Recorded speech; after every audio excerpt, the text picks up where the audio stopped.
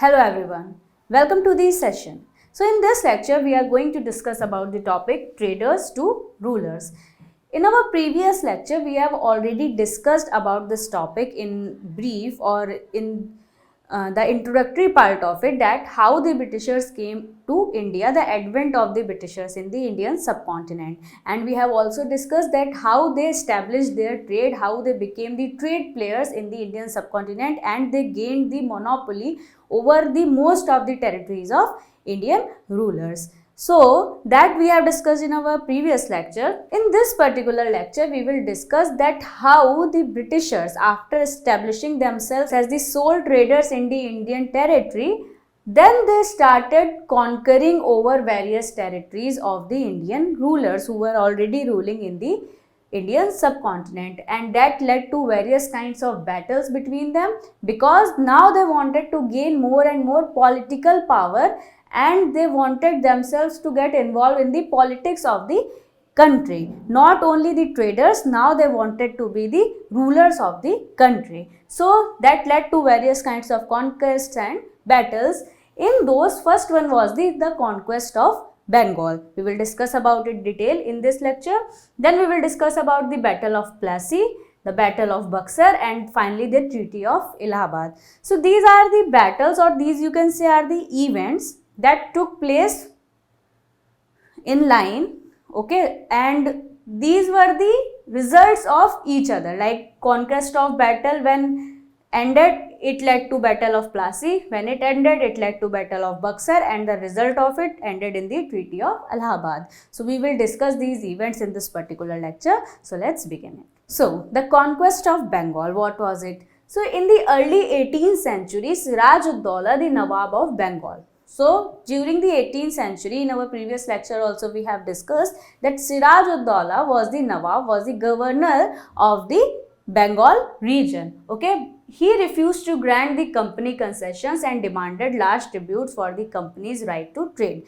So now what happened before Siraj-ud-Daulah? It was Murshid Qula Khan, okay, who was ruling, and the Britishers were there who helped Murshid Qula Khan to establish himself as the ruler, as the Nawab of Bengal, as the governor of Bengal. The Britishers helped him, and then he became the puppet of the Britishers. But afterwards, when Siraj-ud-Daulah came at that position, because in some time what happened, the previous Nawab, that is the Murshid Qula Khan, also realized that Britishers are trying to impose their policies, their ways on us. So he stopped being the puppet of the Britishers, and obviously Britishers did not like it, so they replaced him and placed Siraj-ud-Daulah.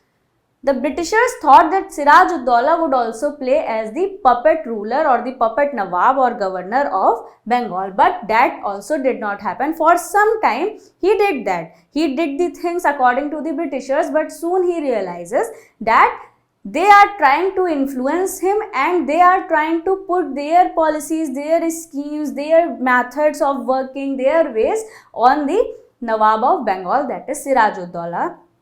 And he also said the Britishers, or he refused to grant the company concessions and demanded large tributes for the company's right to trade, okay, because company was trading in the territory of India. That territory belongs to a particular ruler, a particular king, okay. So in return they asked for various kinds of tributes from the Britishers, and here Siraj-ud-Daulah have demanded for very large tributes from the company in order to pursue their trade. He stopped the company from extending its fortifications and denied it the right to mint coins. So company also started minting their own coins in the country. Now minting the coins means making the currency is something that you are giving the financial power in the hands of someone else.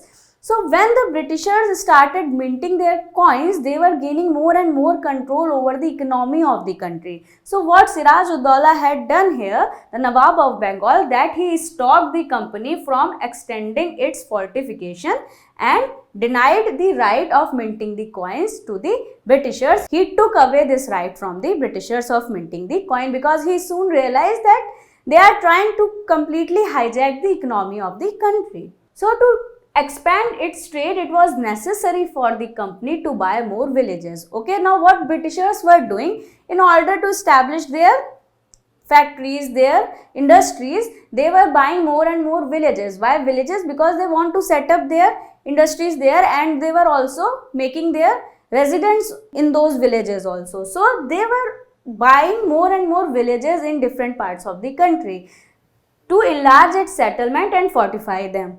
This situation led the conflict between the company and the Nawabs of Bengal and culminated into famous Battle of Plassey. This whole event led to the Battle of Plassey because here the Nawab of Bengal, that is Siraj-ud-Daulah, denied these rights to the Britishers. He said that I won't give you such rights of minting the coins. I will not allow you to pursue trade if you are not offering me such high payments or high tributaries. So here the Britishers find it very difficult to expand their trade because the Nawab or the ruler were taking away lots of rights from the Britishers. So that resulted into a bigger conflict, and that conflict becomes so big that it led towards the famous Battle of Plassey. Now, how this Battle of Plassey started, what were the reasons and what was the result of it? So in 1756, Siraj-ud-Daulah succeeded Alivardi Khan as the Nawab of Bengal. Okay, removing Alivardi Khan from the seat, Siraj-ud-Daulah succeeded him and became the Nawab of Bengal, the governor of Bengal. He was also very powerful and refused to grant trade concessions to the British. So Siraj-ud-Daulah in the history is considered to be a very powerful and very strong ruler, a very bold kind of ruler. So he completely refused to grant any rights to the Britishers and trade concessions to the Britishers. So the company tried to help one of Siraj-ud-Daulah's rivals to become the Nawab. Okay, now Britishers always used to do this. In the case of Murshid Qula Khan, they also did this.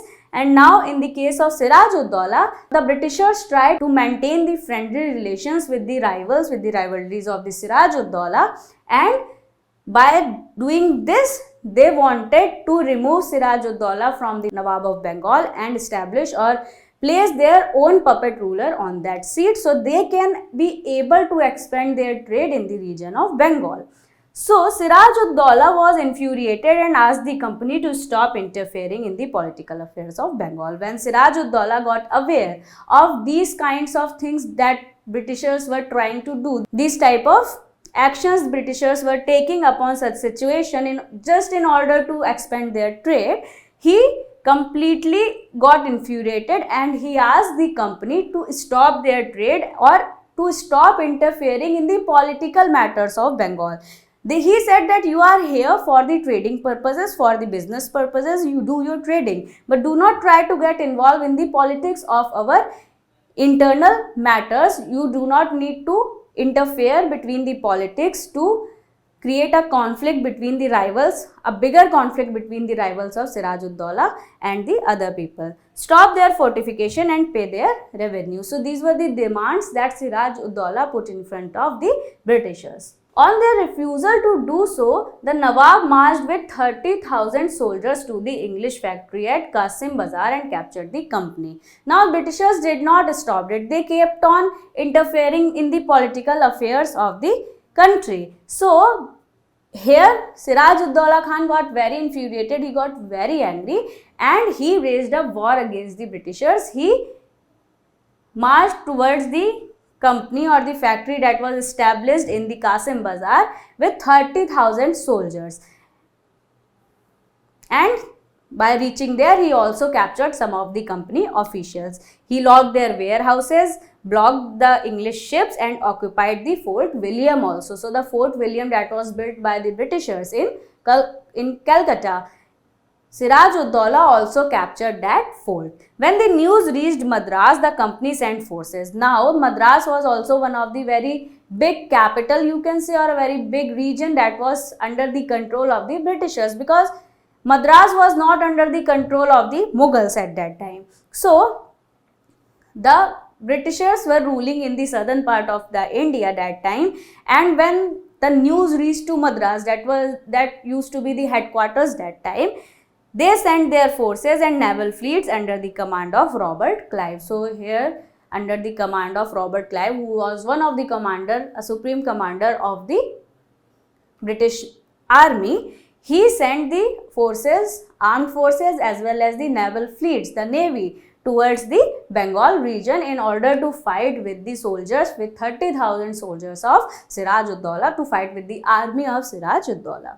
Then finally in 1757, Company's army led by Robert Clive, so the leader was Robert Clive from the British army or the Company's army, fought against Siraj-ud-Daulah at Plassey. Plassey is a place where this battle was fought, where this war was fought, and the Britishers defeated Siraj-ud-Daulah and they put him to the death. He died in this particular battle that called as the Battle of Plassey. So reasons for the defeat of Nawab was how Siraj-ud-Daulah or Nawab of Bengal got defeated by the Britishers instead of being so strong and such a bold and furious leader or the furious soldier.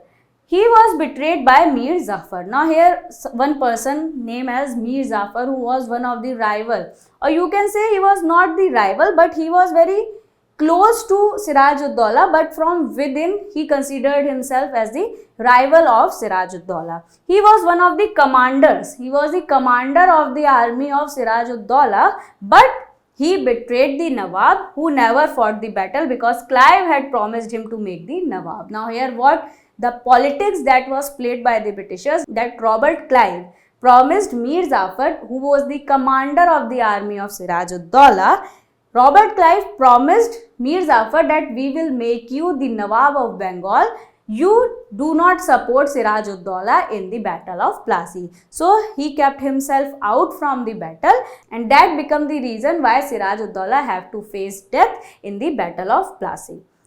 So this is the whole process or the whole chapter that talks about the Battle of Plassey, how the Britishers in Bengal came and defeated Siraj-ud-Daulah, and also they placed Mir Jafar at that place. Now the next thing that happened was the Battle of Buxar, how this particular battle started. So now Mir Jafar, the new Nawab of Bengal, became a puppet in the hands of English, because Mir Jafar on one condition was made the Nawab of Bengal, that he have not to support Siraj-ud-Daulah in the Battle of Plassey, and he did that, and Robert Clive made him the new Nawab of Bengal. He was not able to meet the demands. He was disposed by the company, and his son-in-law Mir Qasim was put on the throne. Now company has demanded certain kinds of rights, certain kinds of things that Mir Jafar was unable to provide them, and so he was removed from the throne of Nawab of Bengal, and at his place his son-in-law Mir Qasim was placed on the throne of Nawab of Bengal. Soon he too had differences with the Britishers.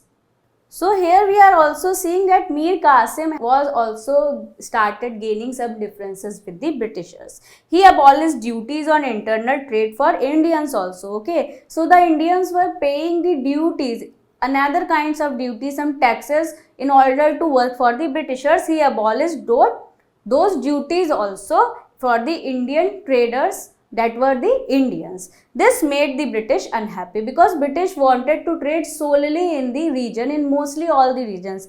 In the beginning, Jahangir have given them some rights to trade solely in most of the territories that belong to the Mughal Empire, and they got that habit and feeling that now in the future also they will try to establish their trade and try to establish their monopoly in the Indian subcontinent. But what Mir Qasim has done here, the duties that used to be imposed by the Britishers on the Indians in order to do their internal trade in their own country, Mir Qasim have removed all those duties, abolished all those duties for the Indians, and certainly this made the Britishers very much unhappy. Then in 1763, Mir Qasim fled to Awadh and entered into an alliance with Nawab Shuja-ud-Daulah and the Mughal Emperor Shah Alam. Now Britishers got very much unhappy. Obviously Mir Qasim was much aware about this, and he was also aware about the Battle of Plassey. So in order to make himself strong, in order to make his army strong, he gone to Awadh. There he met the Nawab of Awadh, that is Shuja-ud-Daulah, and he also met the Mughal Emperor of that time, Shah Alam. they combined their forces. They decided to support each other. The combined forces of three challenged the British at the Battle of Buxar that held in 1764. So the Battle of Buxar was fought in Buxar in the year of 1764, where 3 versus 1 was there. Britishers were on one side and the forces of Mir Qasim, Nawab Shuja-ud-Dawla, who was the Nawab of Awadh, and the Mughal Emperor's army, Shah Alam's army, have got into the battlefield against the Britishers. The British defeated the rulers and established their superiority. Now here, what happened? The British army was so strong, so powerful, was equipped with the most newest technology of that time, with the newest ammunitions of that time. They able to defeat the Indian rulers of that time, all the Nawabs of Awadh, Bengal, and the Mughal Emperor Shah Alam as well. And from the Battle of Buxar, after defeating these 3 great rulers, the Britishers have established their superiority over the Indian subcontinent. Mir Jafar was once again made the Nawab of Bengal. Now, Mir Qasim was the son-in-law of Mir Jafar. Okay, Mir Jafar was removed and the Britishers placed Mir Qasim. But afterward, Mir Qasim raised a battle against the Britishers with Nawab Shuja-ud-Dawla and Shah Alam. Now, after defeating them, the Britishers again placed the Mir Jafar as the Nawab of Bengal, but in return, he was made to pay rupees 5 lakh every month to the company and was forced to give gifts and land to other officials of the company. Now, here, in order to become the Nawab of Bengal, Mir Jafar has to pay a very large amount, rupees 5 lakh of that time, and he was also said by the company, by the Britishers, to give gifts from time to time and to grant the lands to the officials of the company. So this was the thing that was made, or this was the promise that was made by the Britishers with Mir Jafar in order to make him the Nawab of Bengal after the defeat Mir Jafar faced in the Battle of Buxar. Now here we have seen 2 kinds of battle that were fought by the Britishers, and this was the very beginning that Britishers have fought or engaged in any kind of battle with the Indian rulers. First was the Battle of Plassey, that is known as the first Battle of Plassey, that was fought by the Britishers with the Indian rulers, and then it led to the Battle of Buxar also. In order to gain the throne of Nawab of Bengal, many leaders put their own region into the fate of the hands of British. So, these 2 battles have proved that Britishers are now more superior powers than any other ruler in the Indian subcontinent. Now, what were the results after these 2 battles? After losing these 2 battles, the Indian rulers have to see or have to face, and what Britishers have done after winning over these 2 battles. That led towards the Treaty of Allahabad. Allahabad Treaty was signed between the Britishers and the Indian rulers. Now let's see about it. So the Mughal Emperor Shah Alam II, Nawab Shuja-ud-Dawla, who was the Nawab of Awadh, and entered into a treaty with the company known as the Treaty of Allahabad. So all of them, the Mughal Emperor, the Nawab of Bengal and the Nawab of Awadh, got entered into a treaty with the Britishers that came to be known as the Treaty of Allahabad.